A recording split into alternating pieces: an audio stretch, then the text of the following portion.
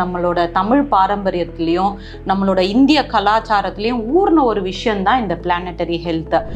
நம்ம ஊர்ல இந்த பிளானட்டரி ஹெல்த் அப்படின்ற அந்த ஒரு டாபிக் இன்க்ளூடிங் டாக்டர்ஸ்க்கு நிறைய பேருக்கு இந்த பிளானட்டரி ஹெல்த் அப்படின்னா என்னன்னு தெரியறது இல்லை. டாக்டர் ஒரு என்வாயன்மெண்டலிஸ்ட் மாதிரி பேசுகிறாங்களே அப்படின்னு நினைக்கலாம். ஒருங்கிணைந்த மருத்துவராக நீங்கள் என்ன கேட்டிங்கன்னா, என்வாயன்மெண்ட்ன்றது நம்ம நல்லா வச்சுக்க நம்ம ஆரோக்கியம் இன்னும் மேம்படும்.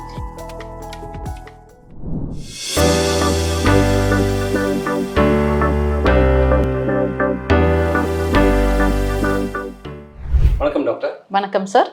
டாக்டர், உடல் ஆரோக்கியத்தின் 12 தூண்கள் 12 pillars of health பார்த்துட்டு வரோம் டாக்டர். அடுத்தது என்ன? இந்த வாட்டி நம்ம பார்க்க போகிறது ரொம்ப ரொம்ப முக்கியம்.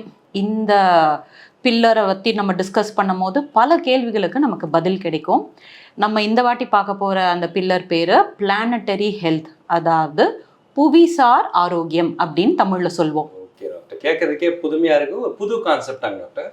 இது புதிய கான்செப்டே இல்லை. இன்ஃபேக்ட் நீங்கள் என்ன கேட்டிங்கன்னா, நம்மளோட தமிழ் பாரம்பரியத்துலேயும் நம்மளோட இந்திய கலாச்சாரத்துலேயும் ஊர்ன ஒரு விஷயந்தான் இந்த பிளானட்டரி ஹெல்த். ரொம்ப மேலை நாடுகள், அமெரிக்கா, ஆஸ்திரேலியா, யூகே, இது மாதிரியான நாடுகளில் இப்போ இந்த பிளானட்டரி ஹெல்த் அப்படின்ற அந்த ஒரு டாபிக் ரொம்ப ரொம்ப லேட்டஸ்டான ஒரு டாபிக். இந்த கடந்த 10 வருஷத்தில் இது சார்ந்து நிறைய விஷயங்கள், மாற்றங்கள், நிறைய கான்ஃபரன்சஸ் மேலை நாடுகளில் நான் பார்க்கறது உண்டு. நம்ம ஊரில் இந்த பிளானட்டரி ஹெல்த் அப்படின்ற அந்த ஒரு டாபிக் இன்க்ளூடிங் சில டாக்டர்ஸை மட்டும்தான் ரீச் ஆயிருக்கு. இன்க்ளூடிங் டாக்டர்ஸ்க்கு நிறைய பேருக்கு இந்த பிளானட்டரி ஹெல்த் அப்படின்னா என்னன்னு தெரியறது இல்லை. ஸோ ஒரு மெடிக்கல் ஃபீல்டு, ஹெல்த் கேரில் இருக்கிற நமக்கே தெரியல அப்படின்னா அப்போ காமன் பீப்புளுக்கு தெரிஞ்சிருக்கிற வாய்ப்பில்லை. இது ரொம்ப ரொம்ப ரொம்ப சென்சிட்டிவ் அண்ட் ரொம்ப சென்சிபிளாக இருக்கக்கூடியவர்களால் மட்டும்தான் இந்த டாப்பிக்கை ஈஸியாக ரிலேட் பண்ணி இதை ஏற்கனவே தெரிஞ்சு வச்சுருப்பாங்க. பட் இந்த காணொளி மூலமாக இதை பார்க்குற ஒவ்வொருத்தருக்குமே இந்த பிளானட்டரி ஹெல்த் அப்படின்னா என்ன, புவிசார் ஆரோக்கியம் அப்படின்றது எவ்வளோ அழகாக தமிழில் சொல்லியிருக்காங்க பாருங்கள். இது புது கான்செப்டே இல்லை.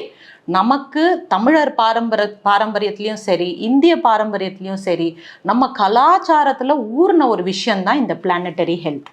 டாக்டர், புது கான்செப்ட் இல்லை அப்படின்னா எவ்வளவு காலமாக இந்த புவிசார் ஆரோக்கியம் அப்படின்ற விஷயம் நம்ம பாரம்பரியத்தில் இருந்துட்டு இருக்குங்க டாக்டர்? Right sir. ஸோ ரொம்ப அருமையான கேள்வி. இது எவ்வளோ காலகட்டமாக இருக்குது அப்படின்னு பார்த்தீங்கன்னா, நமக்கு எல்லாருக்கும் தெரிஞ்ச நம்ம திருவள்ளுவர்லேருந்து ஆரம்பிக்கலாம். இது அந்த அளவுக்கு இந்த பிளானட்டரி ஹெல்த்தோட அந்த கான்செப்ட் எல்லாமே இன்னைக்கு மேலை நாடுகளில் திருவள்ளுவர்னா யாருன்னே தெரியாத இருக்கக்கூடிய அறிஞர்களும் சயின்டிஸ்டுகளும் ஒன்று கூடி சேர்ந்து பேசுகிற எல்லா விஷயத்துக்கும் முதல்ல விதையை போட்டவர் நம்ம திருவள்ளுவர் தான்.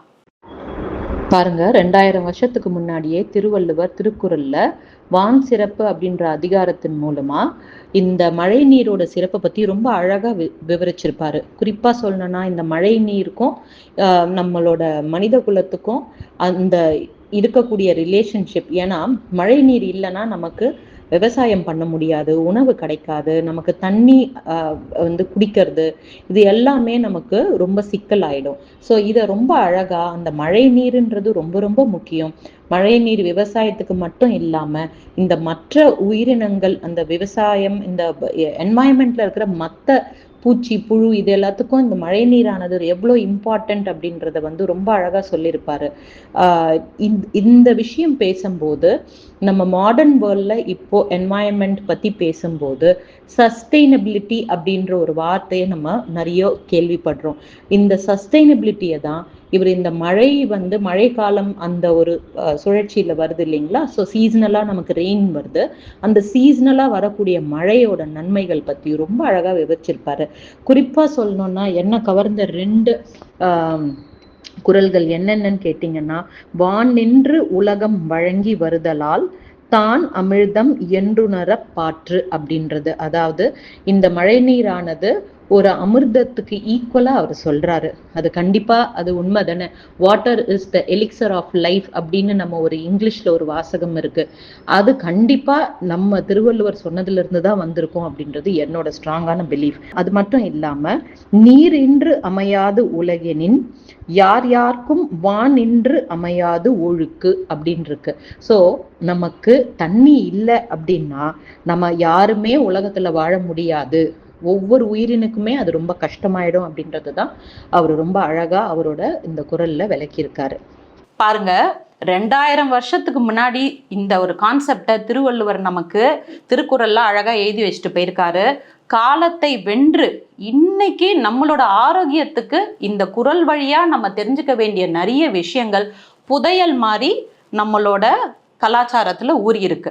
அதே மாதிரி நம்ம சங்க இலக்கியத்திலையும் நீங்க நிறைய எல்லாம் நம்ம சின்ன வயசுல தமிழ் பாடங்கள்ல படிச்சிருப்போம். குறிஞ்சி, முல்லை, மருதம், நெய்தல், பாலை, இதெல்லாம் ஏன் இதை வகைப்படுத்தினாங்க, இதுக்கும் நம்மளோட ஆரோக்கியத்துக்கும் என்ன சம்பந்தம், இது மாதிரியான நிறைய விஷயங்கள் இப்போ இந்த பிளானட்டரி ஹெல்த்தை பத்தி பேச பேச நமக்கு இதெல்லாம் புரியுது. நம்ம சின்ன வயசுல படிச்ச தமிழ் பாடத்துல இருக்கக்கூடிய அந்த ஐந்திணை அப்படின்றது நம்மளோட ஆரோக்கியத்துக்கு எப்படி அந்த கனெக்ஷன் இருக்கு.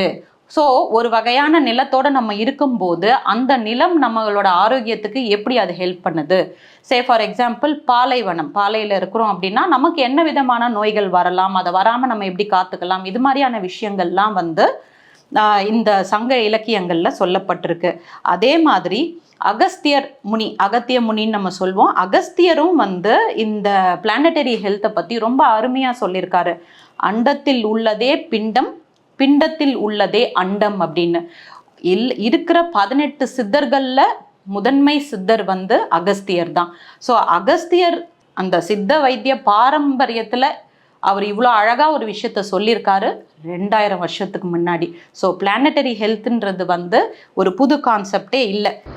திருவள்ளுவரும் அகஸ்தியரும் மட்டும் இல்லைங்க, ஔவையாரும் கூட இந்த டைரக்டா இந்த பிளானட்டரி ஹெல்த்தை பத்தி அந்த கான்செப்டை டைரக்டா சொல்லனாலும் இன்டைரக்டா அவங்க சொன்ன ஒழுக்கம், அப்புறம் வாழ்வியல் முறைகள், அதே மாதிரி நிலம், இந்த சுற்றுச்சூழல், இது பற்றியும் ஔவையாரும் அவங்க நூலில் நிறைய விஷயங்கள் பகிர்ந்திருக்காங்க. அதே மாதிரி திருமூலரும் சித்த வைத்தியத்தில் அதோட அடிப்படையாக இருக்கக்கூடிய சித்த வைத்தியம் மற்றும் ஆயுர்வேத வைத்தியத்திலையும் இந்த 5 எலிமெண்ட்ஸ் ஆஃப் எர்த் அதை பேஸ் பண்ணி தான் நம்ம மனுஷ உடம்பும் இருக்குது அப்படின்றத சொல்லியிருக்காங்க இல்லையா. ஸோ நிலம், நீர், காற்று, தீ, ஆகாயம், இதை வச்சு தான் நம்ம உடம்பும் இருக்குது அப்படின்ற அந்த core concept of Siddha medicine and Ayurveda medicine நம்மளோட திருமூலர் திருமந்திரத்திலே சொல்லியிருக்காரு. ஸோ இதையும் தாண்டி இன்னும் நிறைய விஷயங்கள் இவங்க திருமந்திரத்திலையும் சரி, ஔவையார் எழுதிய நூல்கள்லையும் சரி, நிறைய விஷயங்கள் இந்த பிளானட்டரி ஹெல்த்தை பொறுத்த வரைக்கும் புதஞ்சிருக்கு. டாக்டர், இதைத்தான் நம்ம கல் தோன்றி மண் தோன்றா காலத்தே வாளோடு முன் தோன்றிய மூத்த குடி தமிழ் குடின்னு சொல்றாங்க. ரொம்ப அருமையா சொன்னீங்க சார். டாக்டர், இவ்வளவு தொன்மையான இந்த ஒரு கான்செப்ட், இது இந்த புவிசார் ஆரோக்கியம் அப்படின்னா என்ன டாக்டர்? ஸோ சிம்பிளாக சொல்லணும்னா பிளானட்டரி ஹெல்த், அதாவது புவிசார் ஆரோக்கியம்னா என்ன அப்படின்னா மனுஷனுக்கும் மனுஷனை சுற்றி இருக்கக்கூடிய என்வாயன்மெண்ட் மற்றும் அதில் இருக்கக்கூடிய காற்று, உணவு, அதுலேருந்து நம்ம குடிக்கக்கூடிய தண்ணி, இதோட நமக்கு நம்ம உடம்புக்கு இருக்கக்கூடிய அந்த எல்லா இன்ட்ராக்ஷன்ஸ் தான் புவிசார் ஆரோக்கியம். அன்றாட வாழ்க்கையில் நம்மளை சுற்றி இருக்கக்கூடிய சுற்றுச்சூழல், நம்மளை சுற்றி இருக்கிற என்வாயன்மெண்ட், நம்மளோட உடம்புல இருக்கக்கூடிய இந்த 5 சென்சஸ், அதாவது ஐம்புலன்கள் நம்ம சொல்லுவோம் இல்லையா, இந்த ஐம்புலன்களும் கான்ஸ்டண்ட்டாக உங்களோட பிரெயின் இந்த என்வாயன்மெண்ட்டோட இன்ட்ராக்ட் பண்ணிக்கிட்டே இருக்கு. இப்படி இந்த இன்ட்ராக்ட் பண்ணும் போது என்னென்ன விஷயங்கள்லாம் நடக்குது? சுற்றி இருக்கிற காற்றை நம்ம சுவாசிக்கிறோம், தண்ணியை குடிக்கிறோம், நம்ம கிடைக்கிற தண்ணி நம்ம குடிக்கிறோம், கிடைக்கிற உணவை சாப்பிட்றோம்.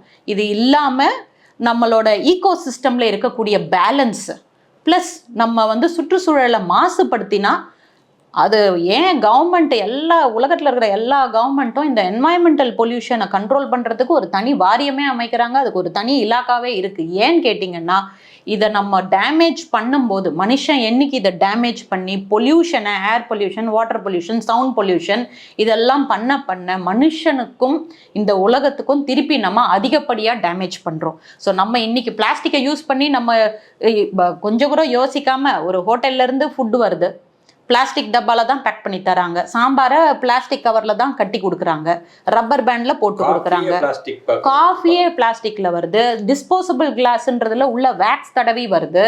சுட சுட நீங்க உணவு அதை சாப்பிடும் போது அந்த சூடான உணவு பிளாஸ்டிக்கோட இன்ட்ராக்ட் பண்றதுனால மைக்ரோ பிளாஸ்டிக்ஸ் எல்லாமே உணவுல கலந்து நம்ம உடம்புல சாப்பிட உடம்பு ஓரளவுக்கு தான், எவ்வளோ அடிச்சாலும் நம்ம ஓரளவுக்கு உடம்பு தாங்கிக்கும். ஒரு குறிப்பிட்ட வயசு, நம்மளோட எக்ஸ்போஷரோட டியூரேஷன், எவ்வளோ வருஷமா நம்ம அந்த மாதிரியான ஒரு பழக்கத்துல இருக்கிறோம், இதெல்லாத்தையும் அடிப்படையாக கொண்டு பார்த்தீங்கன்னா the longer the exposure, more severe is the damage.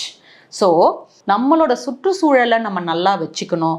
So basic அந்த நாலேஜ் வந்து ரொம்ப சின்ன வயசுலேருந்தே நம்ம பிள்ளைங்களுக்கு சொல்லி கொடுக்கணும், பழகணும். இதெல்லாமே ஒரு சோஷியல் ரெஸ்பான்சிபிலிட்டி உணர்வு இருக்கணும், ஒரு சிவிக் சென்ஸ்ன்னு நம்ம சொல்கிறோம். என்ன கேட்டிங்கன்னா இன்னைக்கு நான் சும்மா வெளியே போயிட்டு வர கேப்பில் கூட அந்த சிவிக் சென்ஸ்ன்றது டோட்டலாக ரொம்ப ஜீரோவாக இருக்குது நம்ம நாட்டில். Civic sense is very very important. என்னடா டாக்டர் ஒரு என்வாயன்மெண்டலிஸ்ட் மாதிரி பேசுகிறாங்களே அப்படின்னு நீங்கள் நினைக்கலாம். ஒருங்கிணைந்த மருத்துவராக நீங்கள் என்ன கேட்டிங்கன்னா, என்வாயன்மெண்ட்டுன்றது நம்ம நல்லா வச்சுக்க நம்ம ஆரோக்கியம் இன்னும் மேம்படும். என்னைக்கு உங்களை சுற்றி இருக்கிற காற்று, தண்ணி, உணவு இது எல்லாத்தையும் உங்களை சுற்றி இருக்கிற உயிரினங்களை நீங்கள் அழிக்கிறீங்களோ அப்போ ஆட்டோமேட்டிக்காக நம்மளோட ஹெல்த்துக்கு அந்த எஃபெக்ட் நம்ம ஹெல்த்தை தான் பாதிக்கும்.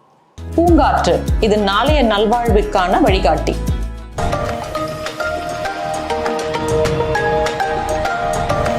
தொடர்ந்து எங்களோட வீடியோக்களை பார்க்குறதுக்கு பூங்காற்று சேனலை சப்ஸ்கிரைப் பண்ணுங்கள் அண்ட் ஃபாலோ பண்ணிடுங்க.